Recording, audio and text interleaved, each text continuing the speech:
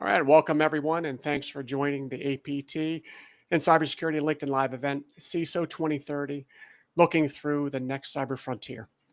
I'm Aaron Stillwell, joined by my co-host, Alex Mavro.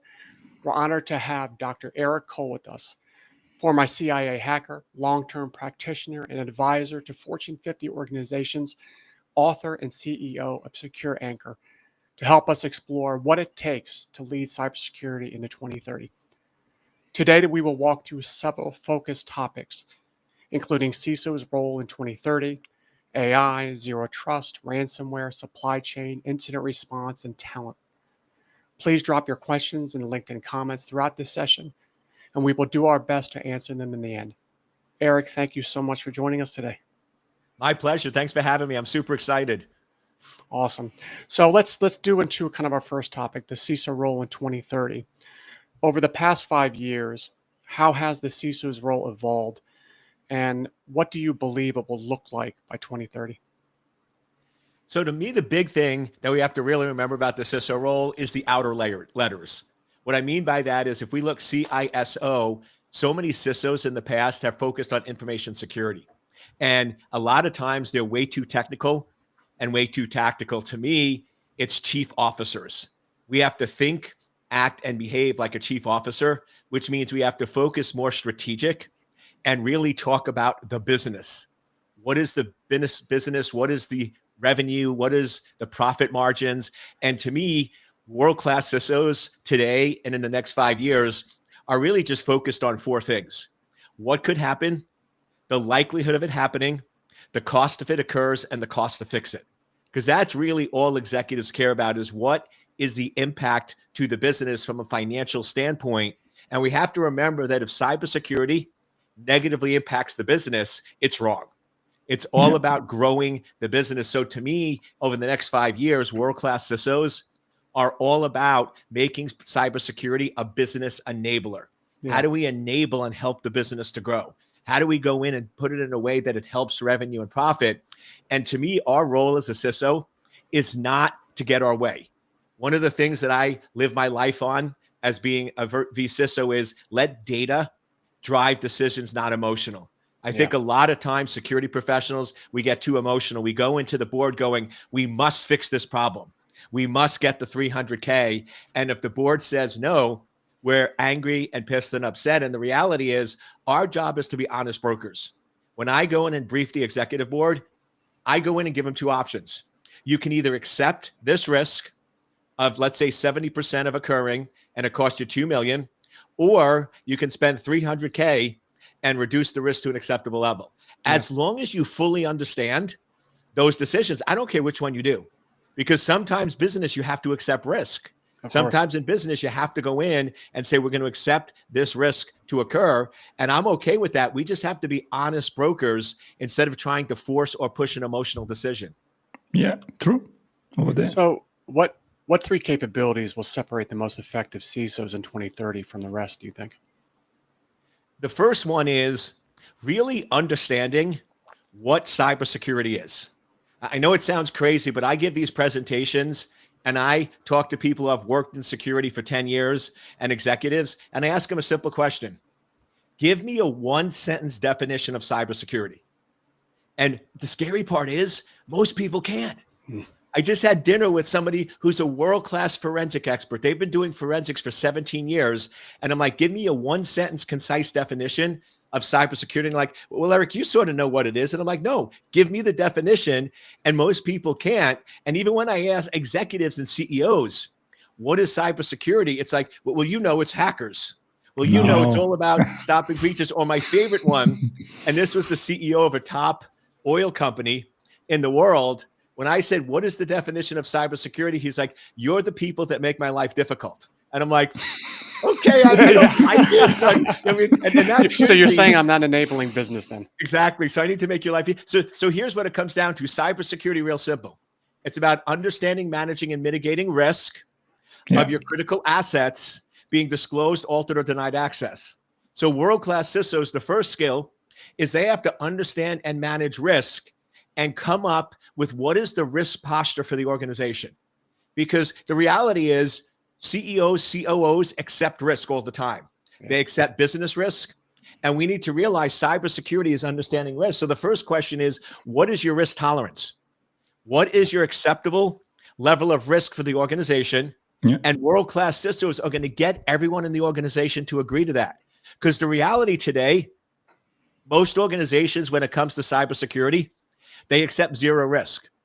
If a breach happens, security failed. How do I know? What is the number one thing that happens when a breach occurs? The CISO gets fired. Yeah, true. That means the organization has zero tolerance for risk. We have to embrace the breach and embrace the fact it's going to happen. So the second skill is we have to educate our executives that 100% security doesn't exist. It's not a reality.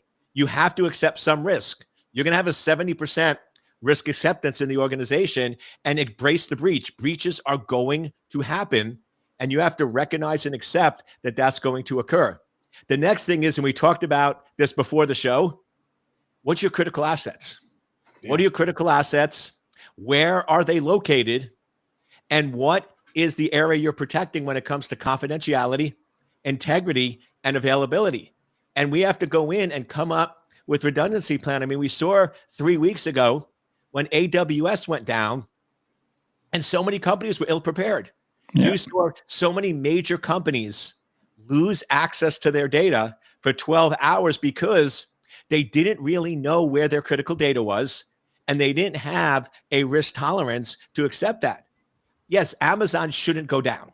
Clearly, there's a bigger problem there, but you shouldn't have all of your eggs in one basket, that if Amazon goes down, you lose your business. Oh, yeah. You lose access to your business and you lose access to your revenue. So it's really stepping back and embracing those key areas of cybersecurity: risk tolerance, having an acceptable level of risk, embracing the breach, knowing where your critical data is, and having backup and redundancy planning in place, and then really just thinking like a chief officer, where you need to know how to read balance sheets.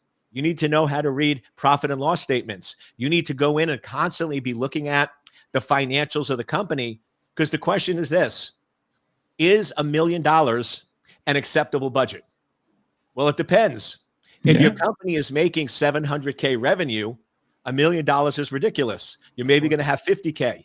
But if you're making, like when I worked at Lockheed Martin, where they're making billions upon billions of dollars, and I went to the CEO and asked for $1 million security budget, they would have laughed me out of the room, because 20 or 30 million is much more appropriate.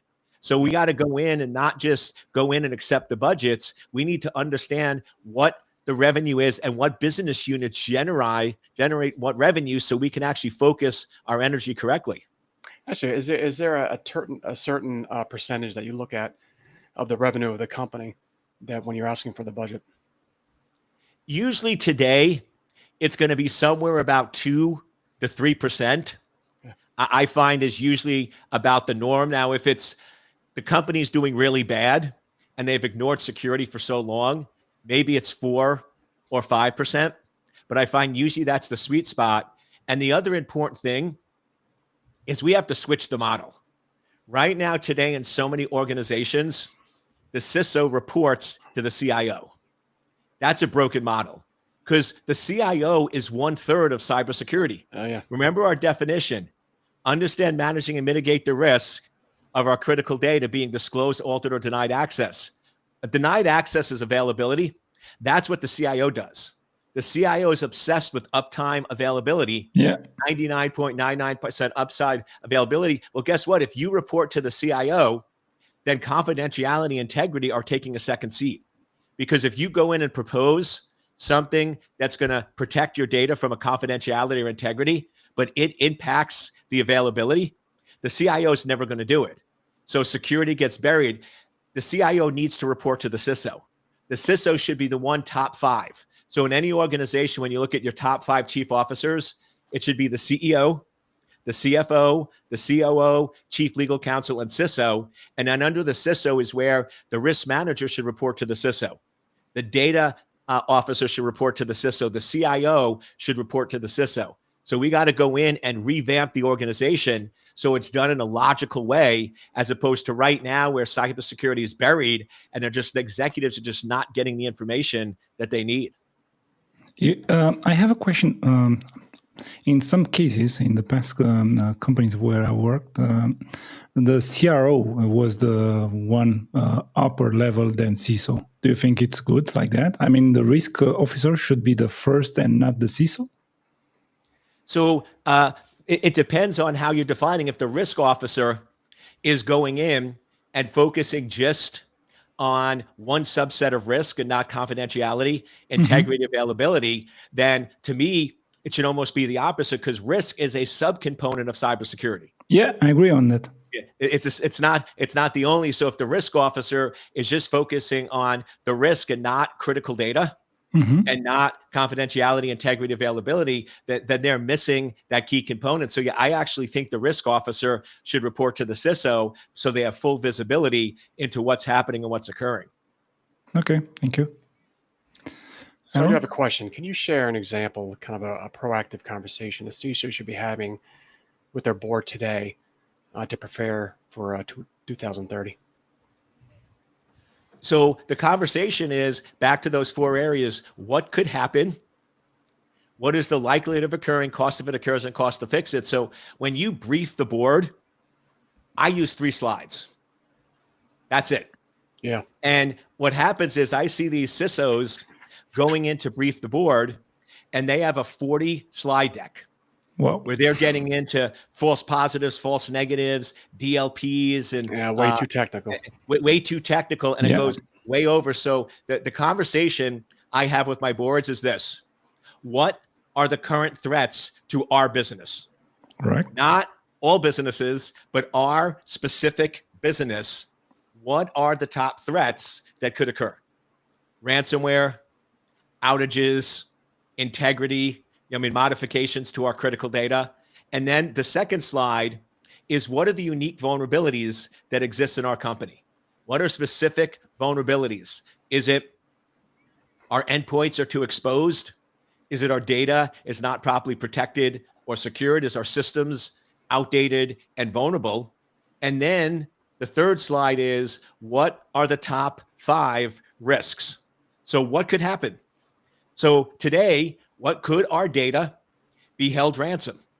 Could our data be extorted and put out on the web? Could our systems go down like Amazon went down because we don't know what our critical information is? Then what is the likelihood of this occurring? What is the real chance of us being hit with ransomware? Is it 10%? Is it 80%? Is it 90%? And then what is the real cost? If we get hit with ransomware today, what is going to be the ransom payment? Are they going to demand 300K, 2 million, 5 million? What is the true financial impact of this happening? And what is the cost to fix it? What would it really cost us to stop this from happening? And then you look at the board and go, what would you like us to do? Would you like us to accept this risk? Or would you like us to fix or minimize the risk? And we're now giving the board options. We're involving them in our decisions, and we're educating them. And then we're going in and having an open discussion of what option or path we want to take. It's fantastic. I think, Eric, now what we'll do is we'll kind of switch over to AI and machine learning. I know Alex has a few questions on that side. Yeah. As organizations adopt AI faster, how should CISOs balance innovation with strong risk management? So to me, AI is a tool. Okay, true. It's a tool to help us expand us, but it also has risks and exposures. And in many cases, companies just don't understand their risk. I mean, I take a bold statement on this. Any CEO that comes out and says 30% of my workforce is going to be replaced by AI and laid off over the next 2 years is naive, ill-informed, and has no right being a CEO. Because here's the reality. If you're telling 30% of your staff they're going to be laid off and they're going to be replaced by computers, my first question is, yeah, that's really going to motivate your team. Of course. You wonder why your employees are demotivated and don't want to work and they don't want to show up to work and they're hurting your business because you're basically telling them you don't care about them. Of course. You Yeah, basically yeah. tell them, we don't care, we're going to replace you. And that's just insane. I mean, where's your leadership skills to go in and say that? You should say, listen, we're going to take 30% of our workforce and we're going to make you worth twice as much Yes. by showing you how to embrace and utilize AI as a tool to enhance and grow the business. Yep. The other thing with AI is we need to go in and explain what the real risks are. The real risks here are you're using AI and you're feeding AI with critical data in your organization. You're putting Correct. classified information into these AI models, and then you're letting them go in and populate the public AI models. We go in and we do AI penetration testing where we'll go and ask very specific questions. I'm able to get specific details about the company, the CEO, and the financials because they're not protecting the data within the AI models. They're not going in and limiting and controlling what data goes public and what data other people have access to. And then you also get into this big issue of plagiarism and contract breach. If I'm going in and a company is paying me $1 million to go in and generate documentation for them, generate information for them, and it's supposed to take 500 hours. And now one of my employees goes in and says, take one of our competitors' documentation and produce something similar. You're technically not violating copyrights by doing that because you're generating a unique image, but now you're basically delivering a contract in 10 hours instead of 400 hours. Is that ethically sound? Is that ethically legit? Or are you going to have legal issues where now the company is going to fine you contractually in breach because you didn't do what you said? You went in and basically cut corners with AI. Is that valid or not? Those are the discussions that CISOs need to start having with their executive team. Or are we using AI in a moral and ethical manner? Are we actually delivering it correctly? And are we putting our company and employees at risk? And in my opinion, most companies are not ready to roll out AI. Yeah, They're true. basically just rushing it without understanding it, without knowing it, without controlling it. What if you just put it on hold or slow down the rollout and deployment until we really understood the risks, understood the exposure, and we're now doing it in a secure, legal, ethical, and moral manner? And most companies are just not educated enough to make those decisions I today. agree. Yeah. You know what's funny? I went to an event a couple of weeks ago where someone from the public institutions were there, and she was telling 3 questions. Do we need an AI? Is something that could help us, or is just a marketing? And that was those questions were for me like, yeah, very good to be addressed. But you know, most of the execs they don't understand what's this AI, how it's doing, if there are risks over there, and what are those risks. And if a CISO is coming, again, some knows how to explain, some not. Or some will say, yeah, if the CEO says that, we'll do as he says. But not all the time is good. I mean, we have to be careful, whatever. If we don't have multiple measures in place, like DLP, because now we can put in place DLP for AI, we can put other tools for AI as well, like boundaries or guardrails. But people does not understand this. It's just, okay, I have heard the last technology is AI, but, you know, we don't know what will happen over there. No, you nailed it. I told you I sort of have certain principles that guide my life Yeah. and guide how I look at a CISO. The one I told you, let data drive decisions, not emotions. So do you have accurate data when it comes to AI? My second rule that I live my life on is smart people know the right answers. Brilliant people ask the right questions. So Yeah, are we correct. going in and asking questions about AI to our executives and to our boards? And one of the big ones is, what is the problem we're trying to solve? Are we really trying to solve a problem here? Or is it just a cool term that we're pushing out without Good really question. understanding it? Because I Yeah. think in a lot of cases, all of a sudden, AI just came on force as this coolest tool that sort of was cool. Yeah, it's great that you can go into AI and ask it educated questions and things like that. But does your organization really have a problem? is there really an issue that AI is going to make it better and more efficient? Or is it really a bigger threat? Because you're looking at now attackers are using AI to basically bypass all of our security controls and create unique customized attacks. If you remember phishing used to be very generic. And we would go in and Not tell anymore. people, look at the URL, right? Look at the email it's coming from, make sure the domain name, look for spelling errors, look for things like that, because the phishing attacks were pretty dumb because they did the same attack for every single person. Now with AI and all these agents, they can create millions of agents and create a customized attack just for you. They can train the AI phishing tool on your data because it's out there, on your information, and say, I want you to create a customized attack for Eric that looks legit, acts legit, behaves legit, is tied to his schedule because you can access his calendar, and there's almost a guarantee that Eric's going to click on it. Because the reality is, if the AI knows that Eric has a United flight at 5 p.m. today, and it sends me a text from United Airlines that says your flight has been delayed, and if you want to reschedule, there's a flight at 6 p.m. that's going to be a better option. Click on this link to reschedule your flight. What's the probability that I click on that? I mean, it's almost guaranteed because it looks legit, it acts legit. It's the exact same text messages I get from United Airlines on a regular basis when I travel, and it's coming from a generic number, which is exactly what United does. They use generic numbers to send me text all the time.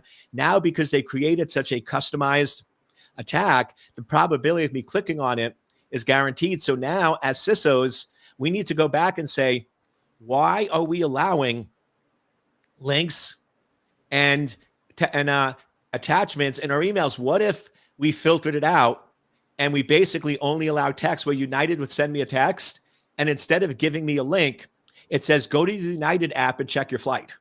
Now I'm using a legitimate app that's on my device that I'm dual authentication on it. And we just remove the links and we remove the attachments, because this idea, we used to think about BYOD, bring your own device, and we would always want to separate out. Remember, we used to have two devices, two cell phones, one for business, one for work. Well, the reality is it's all merged together. Your life and your business are the same. And those are interacted. And if I can exploit vulnerabilities in your life, I can exploit vulnerabilities in your business. And world-class CISOs recognize and know this. But then here's the real thing. What if we go in, and I'm just going to say something crazy here. What if I go in and say, okay, I'm going to let my endpoint be compromised because all my critical data is on back-end servers. So if you go in and you compromise my endpoint device, it can't access the data. It can't access the information because it's all on back-end servers. And now I, as a CISO, use AI to defend and protect attacks. Because here's the reality. The two ways you're going to catch attackers, and it's so straightforward, but without AI, we can't do it. The two ways you compromise your critical data being exposed is with lateral movement, with pivot points, and with data exfiltration, the data leaving your organization. Those are the two number one triggers for catching attacks. Well, here's the problem. Without AI, me trying to manually go in and identify pivot points and lateral movement in the organization is almost impossible. Because think about all the servers, the matrix of servers that you have for lateral movement between the endpoint and your servers. You have about 4 or 5 different verticals or different zones, and there's probably 30 to 40 servers in each one. If you had to try to manually correlate all the data flows between each of those layers and look at for anomalies, it's almost impossible. AI, it's a piece of cake.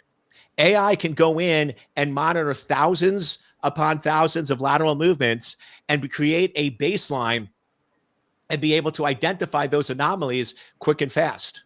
So now if I, as a CISO, embrace AI to have it train on all the lateral movement and identify anomalies, I can now catch a compromise very quick and very fast before it ever gets to my critical data. And now I'm using AI to one up or be much more effective than the attackers. And same thing with data exfiltration. If I'm trying to look at all the data that's leaving our organization and create a normalized baseline and look for anomalies, it's impossible to do manually.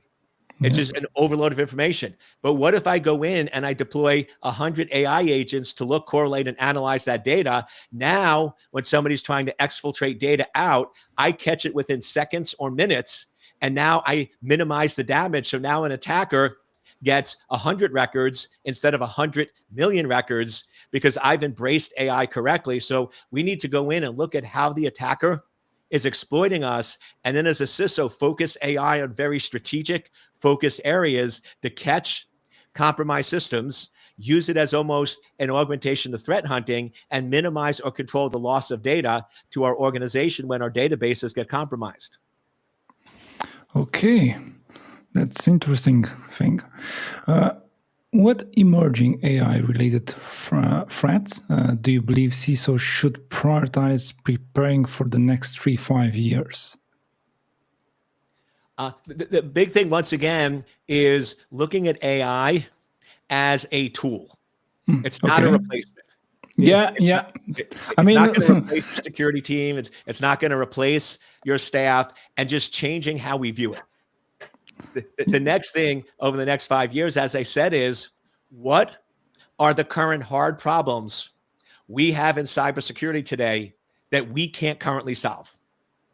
What are those hard, difficult problems that we can't currently solve, whether it's compromise of the endpoint, whether it's loss of data, whether it's compromised systems that we can't detect, and then go in and say, how can AI help us solve these difficult problems? How can AI go in and help us solve problems that we can't currently solve today? And now we're using AI as a solution, as opposed to just deploying AI without really understanding or knowing how it works or how it operates. Okay. I think we covered most of the AI topic. We'll jump to the zero trust and identity and cloud.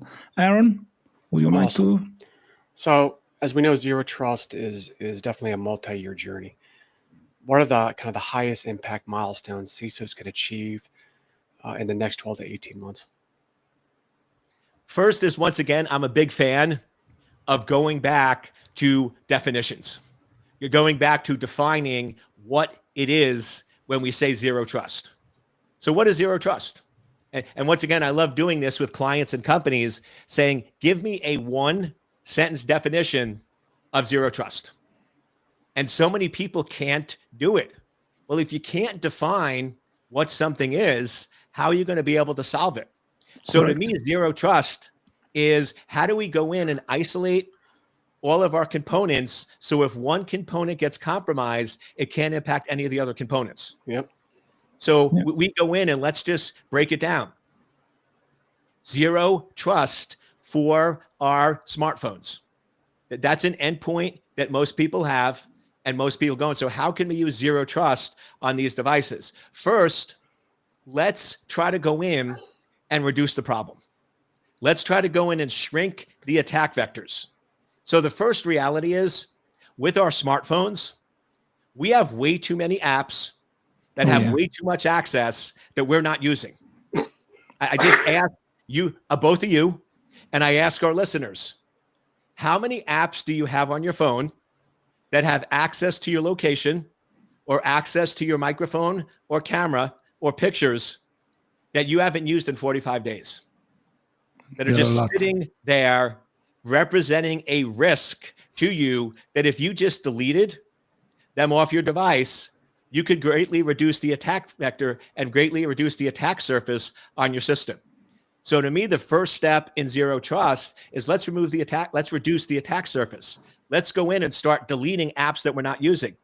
Because what if your device now has 15 apps instead of 100?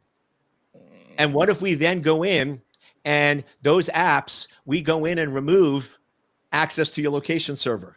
We remove access to your camera or your microphone. Now, all of a sudden, our zero trust becomes a lot easier, because now we've reduced the attack surface and making it much harder or much difficult for somebody to actually get access to it.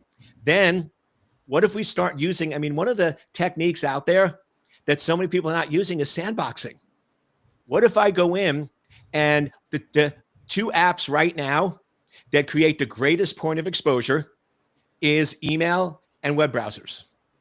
Those are pretty much the two ways. If your phone's going to get targeted, your smartphone's going to get targeted, it's going to be because somebody sends a link that has embedded code, or they send an attachment that has malware embedded in it, and yet you clicking it is one step to compromise your system and reduce that attack surface. So let's go in and just filter out embedded links. Or what if we won our email our email clients and our web browsers in separate, isolated virtual machines or sandbox on our smartphone? Now, all of a sudden, if we click on a link and we get compromised, it's contained and controlled, and it can't spread anywhere else in the organization. And what if we go in and we don't allow users to download free apps on our device?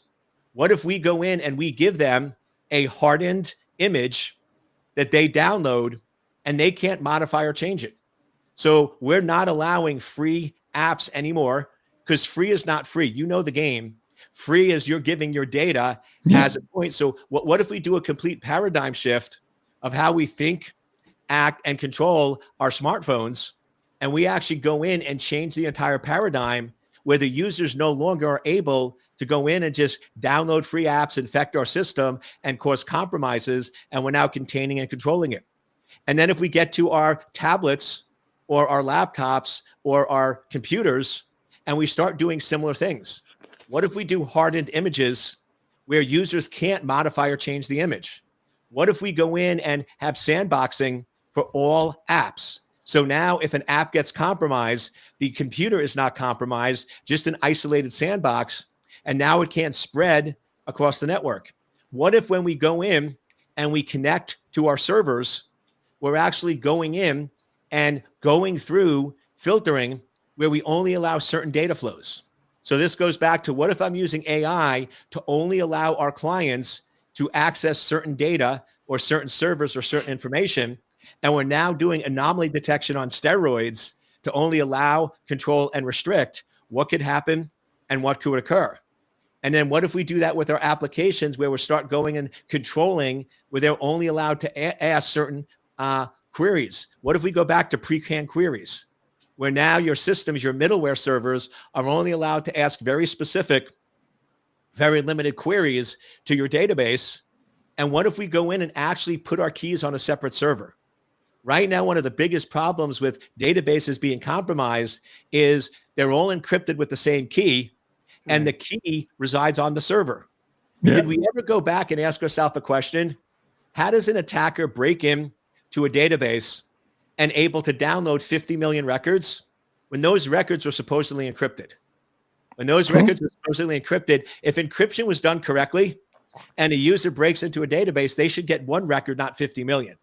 The problem is we're storing our key plain text on the system, and we're using the same key for every single tuple in that database. So now if somebody gets the key, they break it in. What if we store all of our keys on a separate server and we use data diode? So it's a one-way connection, and you have to utilize a separate key. So now when an attacker breaks into that server using zero trust, they could only make a query for one key. They have to get authenticated with two-factor authentication, which the attacker doesn't have. And now we're going in and doing true zero trust, because now if our database gets compromised, they can't get the keys, they can't get the data, and they can't exfiltrate 50 million records. So it's really just rethinking the model, saying, okay, let's allow or do an assumption that our device gets compromised, but controlling and minimizing access. So if a device does get compromised, it can't do damage to any other device, and it can't access our data or cause harm or damage. So in a multi-cloud environment, what do you see as the one identity related capability or policy every organization should standardize first? It should really be going in and focusing in on identity management, really controlling and managing who a user is and what access they really have. And in a lot of cases, we go in and we have end users, and we're not understanding what their identity is, what access they need, and they have way too much access to do their jobs. This is one of the craziest thing I've seen. If you go back 20, 25 years ago, one of the biggest issues was controlling and managing access. I remember in 2005, when I would go in and do security assessments for companies, and I would go in and ask how many people have administrative access to the servers. And it would be like 50 people. Whoa. And I'd be like, why in the world does 50 people need access? And we'd reduce it down to 4 or 5 people. Exactly. Then I remember going in and saying, how many people have local admin access to their laptop or their desktop? And it'd be like, oh, everybody does. What? Everybody's logging in. And then over the last, from 2005 to 2015 to 2020, we fixed that. We went in and really controlled and managed identity. So now only 4 or 5 people had administrative access to all of our different systems, and nobody logged in as admin. We were containing and controlling the problem. Today, I want to ask you a question for your listeners out there. How many of you are currently watching or listening to this podcast and you're logged in as administrator to your device? You're logged in as a privileged user. My bet is it's a large number because we've just got so accustomed to doing that. And what if we just logged in as a regular, normal user? And then my question for every one of you is, how many people, if you look at all your servers in your organization, how many people currently have administrative access to those servers or systems at some level? I bet you it's over 100 because we do these assessments all the time. So it's like we've forgotten the basics of controlling and managing identities and controlling and managing access to the information. And then the other big one that all CISOs need to really get aggressive on and focus on is data classification. Yeah. What is your critical data? How is it labeled? How is it accessed? Once again, I remember we used to solve this problem where we would have separate servers with separate access that only certain number of people could access based on their job. We did role-based security or access-based security. We classified our data and we only allowed certain people to have access to certain information. It seemed like that going out the door.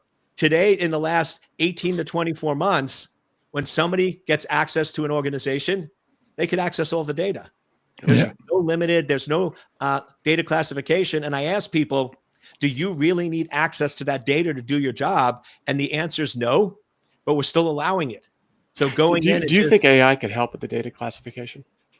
Because I know some of that work on the back end with data classification is very time consuming and resource intensive.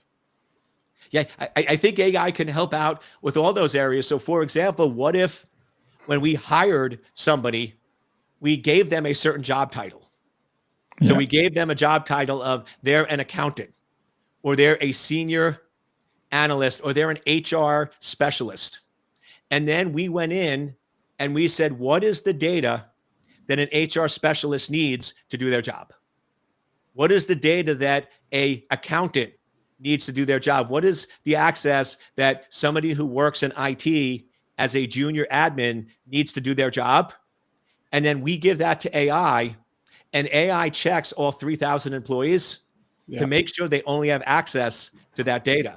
And then what if I go in and I tell AI, this data is this classification and this data is this classification, and I just define it once. And then I tell AI, you go out there and enforce this policy and enforce and make sure that we're labeling the data, we're putting it on separate directories, and we're only allowing the people that need it to do their job to access to it. That task right there is impossible to do manually. There's no way a human can do it. But guess what? AI can do it masterfully. And especially with agentic AI, where you can now create 100 people. I can't go in financially with a budget and hire 1,000 security engineers. If you look at a security engineer makes $200K a year, and I needed 1,000 of them to just do data classification. $20 million budget. There's no way I can do that. But guess what? I can hire 1,000 agents that aren't really costing me anything, and it can go out and do that same exact job, probably even better than humans, because AI doesn't make mistakes. It does what you tell it to do. AI doesn't need to sleep. AI doesn't go in and get tired and exhausted. AI doesn't go in and forget to show up to work. The nice thing about AI is it's predictable and it does the same thing over and over again, doesn't deviate, doesn't modify, which is exactly what we want for redundant tasks that we do over and over again. Where we want humans is on creativity. Yep. Computers can't think original thoughts. Computers can't have emotions. Computers can't be creative. So what if we go in and we now give the task that only humans can do, the humans, and we give the tasks that only computers can do to AI or computers? Now, all of a sudden, we are greatly enhancing our workforce. We're not burning out our staff by doing things that AI could do. And now we're making them smarter, better, and more efficient. Beautifully said. So let's kind of jump into supply chain a little bit. What did you see are the most effective actions organizations can take today to reduce supply chain and third-party risk? First is recognizing that some access, some activity, and some of your applications shouldn't be outsourced to third parties. So going back to a risk assessment, look at all your business processes, look at all of your critical data and information, and saying what should be done in-house and what should be outsourced to the supply chain. I tell you, in the last month, my life has gotten so busy because we're now going in, and the number one question we're getting from companies, what server should be on-prem right now?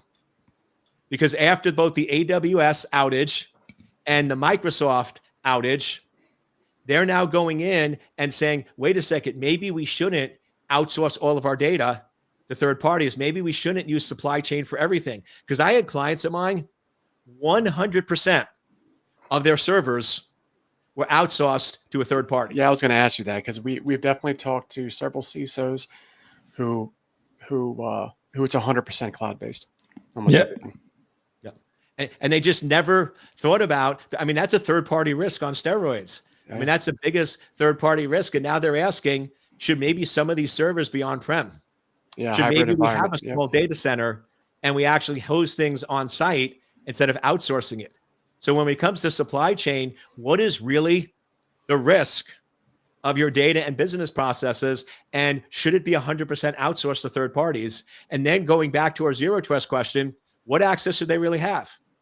If we go back and look at SolarWinds, that was insanity. Why are we allowing a third party to bypass all of our security controls, sit on our internal network, and have access to all of our data, all of our systems, and all of our servers? When you go back and look at it from a risk-based question, no company would ever say that's a good thing. But the problem is we're not asking questions, we're not looking at risk, and we're just looking at the value and benefit.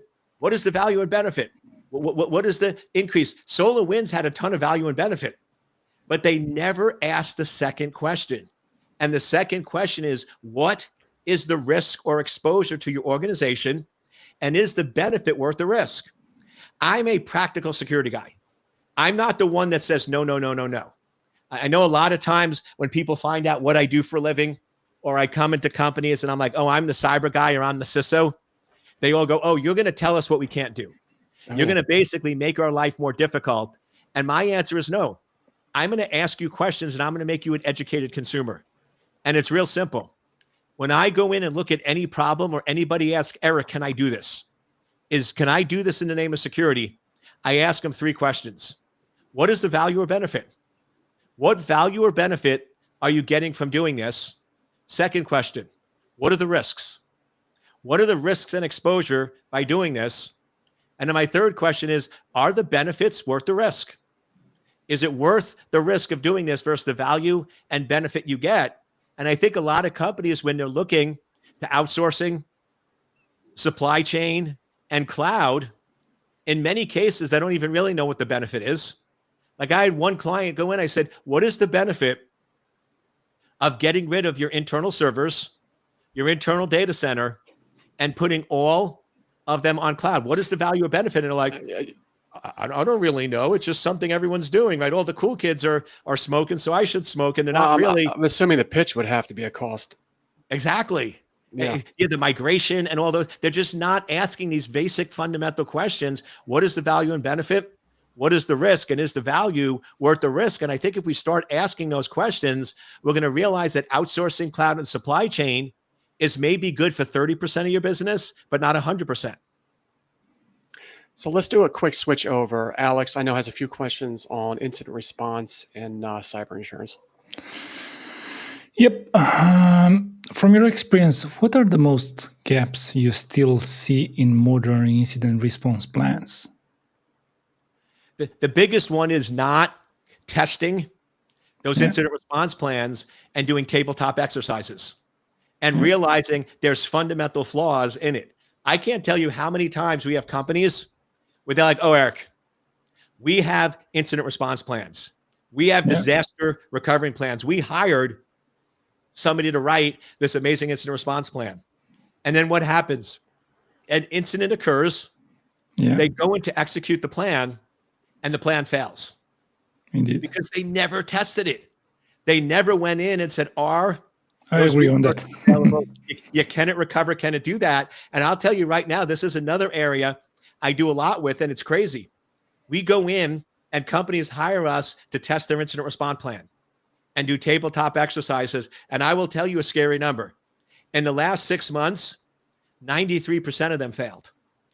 Wow. 93% of them did not pass a basic tabletop exercise, which means if it was a real incident, they would have been basically in a whole lot of trouble, and the incident response plan did not work the way it was advertised. So we just have to go in and just start testing, verifying, validating to make sure they really work and to fix them before you have a real problem. Eric, what do you think that the main reason is for that? It's just lack of awareness of the business processes and how they really work. We go in a lot of cases, and most of our incident response plans are either done just by the business unit and IT is not involved, or is done by IT and the business unit is not involved. The only way you're going to build out an effective incident response plan, if I get the business owner, the business unit, and IT and security in the same room, and they actually work together. They actually go in and the business unit knows how the process works and IT knows the tactical back end. And unless those two pieces come together and we start working and cooperating, you're going to have a plan that looks good to one side, but fails on the other side. It reminds me about banking sector when I was CISO over there and I was doing the first simulation with a business, first with IT, of course, and then with the business, because this is how it goes. You have to test the environment or environments. It depends how many you have. And then you have to test the applications, which is part of the business side. And over there, it comes together with IT again. First, the first phase is IT only. The second phase is IT plus business. In case if business does not have access to something, it's because IT didn't done correctly. One of the first phase. And then it comes like a third phase. It's not the third phase. It's happening in the second phase to commute to the back to the HQ. Because its HQ is in the air. This is how it goes. I know because I went through my first test a long time ago, of course, around 7 years ago. And I remember how those were. And the second one was different. But of course, in the end is the first one when you try your best to everything work properly, to not have any small issue, to register every timing, and then to conclude with a final report to everyone, IT, business, and CEO. Exactly. So yeah, I totally understand over there, Eric, and I know how it works. I know how hard it is, how time-consuming it is, because that's the whole point over there. It seems like that would be the biggest issue. It's resources. Yeah. I mean, they have limited resources. Their engineers are worrying about alerts, doing incident response, and they're busy. So then you're trying to pull people out of staff you don't have because you have limited resources and to do something that you just can't do. And once again, not to keep looping back, but it seems like you just can't get away with it, this is one where agentic AI can help you. Because guess what? People get sick. People get tired. Yeah. People go on vacation.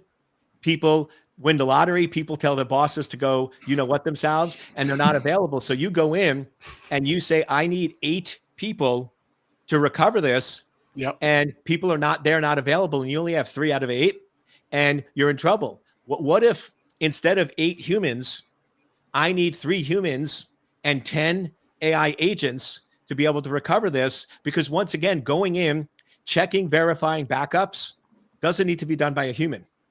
It can be done by a computer because it's repeatable. It doesn't require original thought, and it doesn't require somebody to be creative.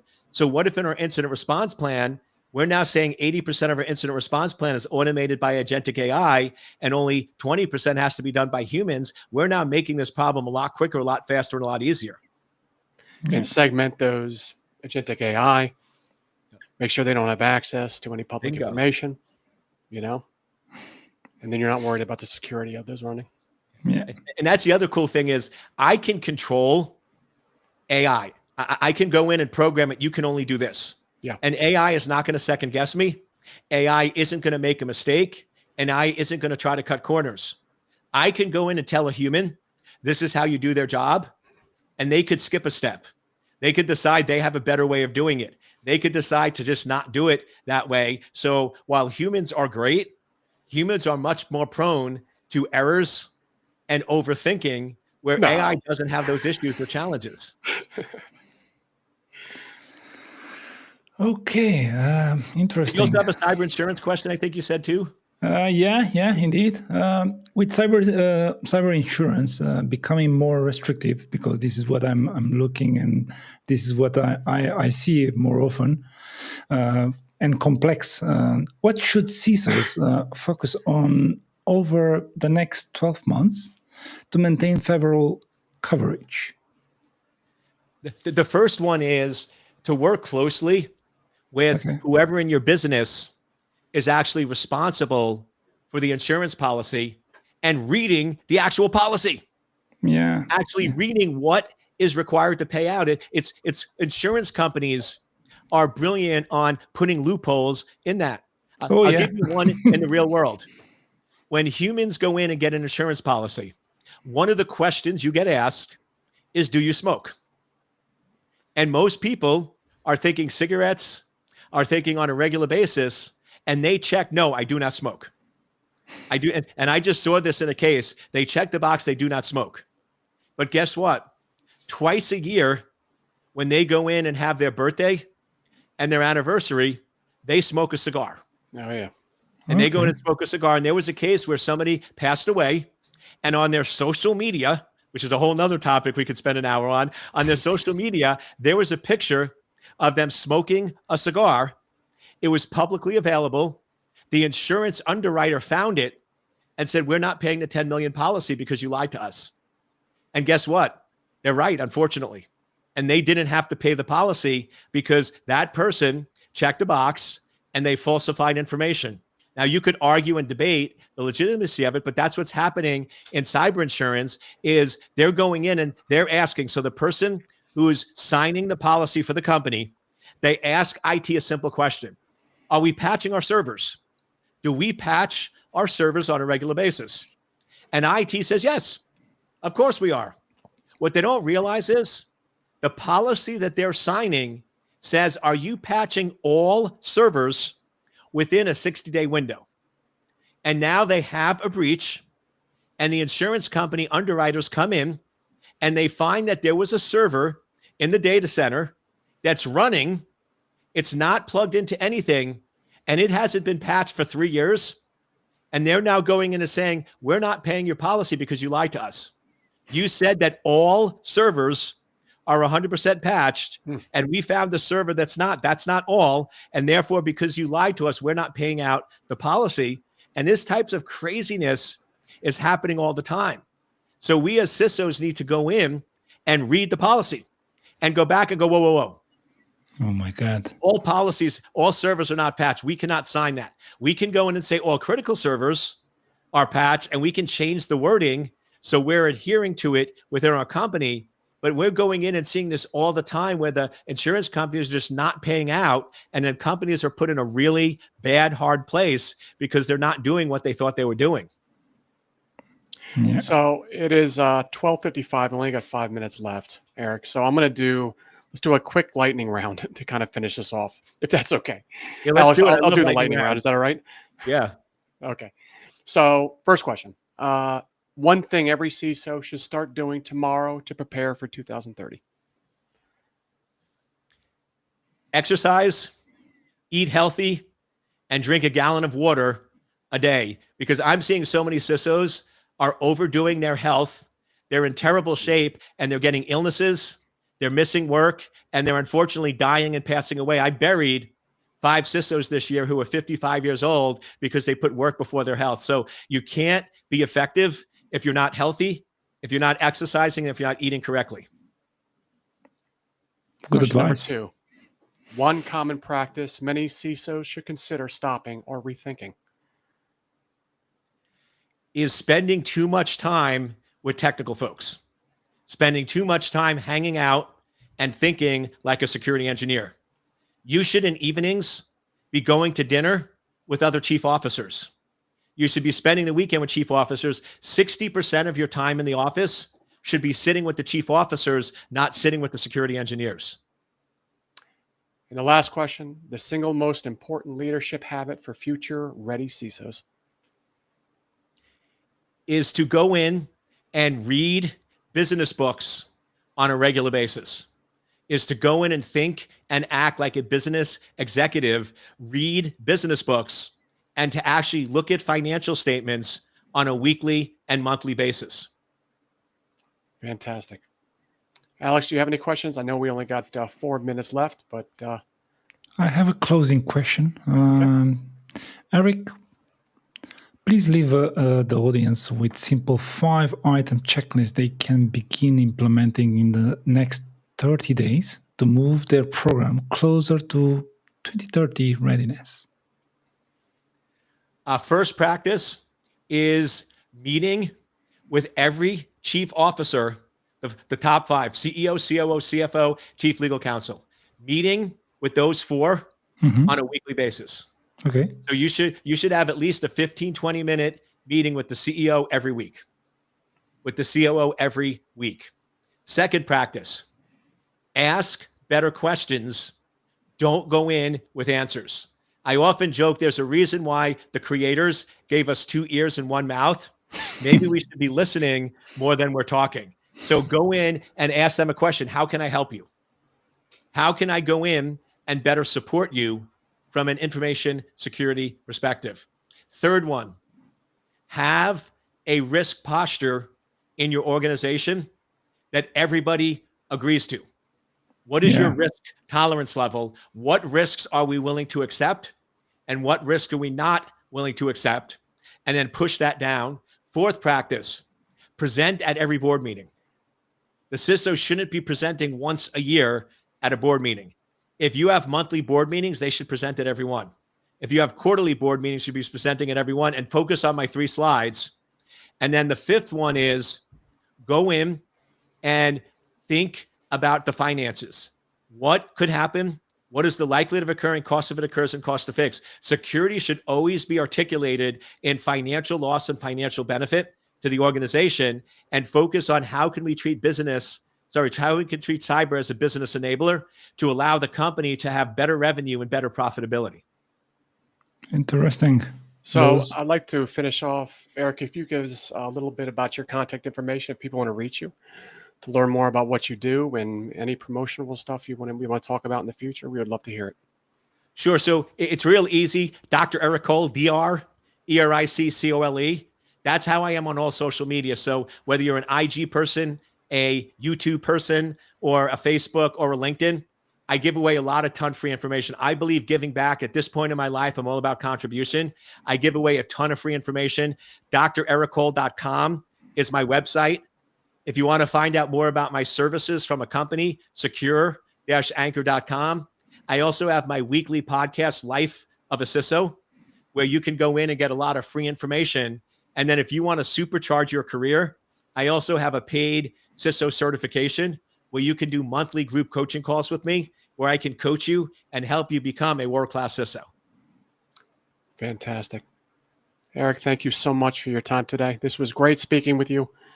Alex, thank you so much for joining too. Thank you. It's been a pleasure, my friends. Thank you for the opportunity. Thank you. Eric, what I'm going to do is I'll shut down, but if you just want to stay on for a second, we'll be right then.